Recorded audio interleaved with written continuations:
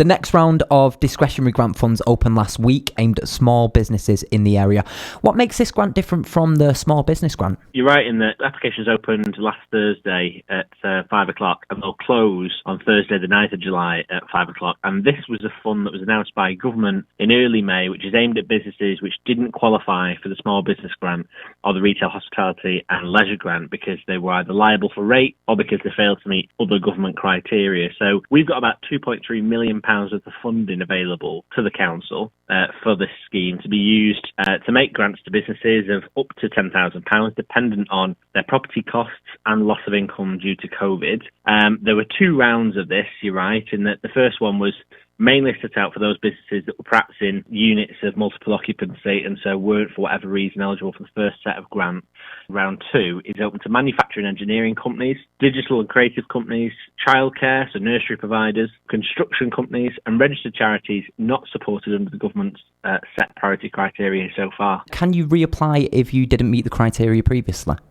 If you didn't meet the criteria in round one, then I'd probably suggest that, yes, you have a look at it. But if you've already had a grant for whatever reason through the Discretionary Grant Fund or the Retail, Hospitality and Leisure Grant Fund, you can't get another grant out of that. And I think there's a bit of a serious point there, which is that I know government has put the support in place and they've meant for this scheme to sort of fill some gaps. But in reality, there are still gaps in the system.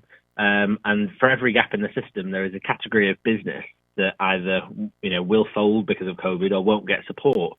And I think government probably needs to do more actually to address some of these gaps in the system and then actually look at what they can do to help businesses going forward. Because, I mean, a 10 grand grant last month sounds like a lot of money, but actually it probably won't cover costs for a lot of people for very long. So I think we've got to look about how we can help people more. But this grant, the Discretionary Grant Fund round two, is attempting to fill those gaps. And we've got £1.6 million available still through round two. After the completion of round one. So if anyone thinks they might be eligible, they should get in touch with the council just to assess whether they are or are not. And you can get in touch with the council at tameside.gov.uk/discretionary grant fund, or you can give them a call on 0161 342 8355.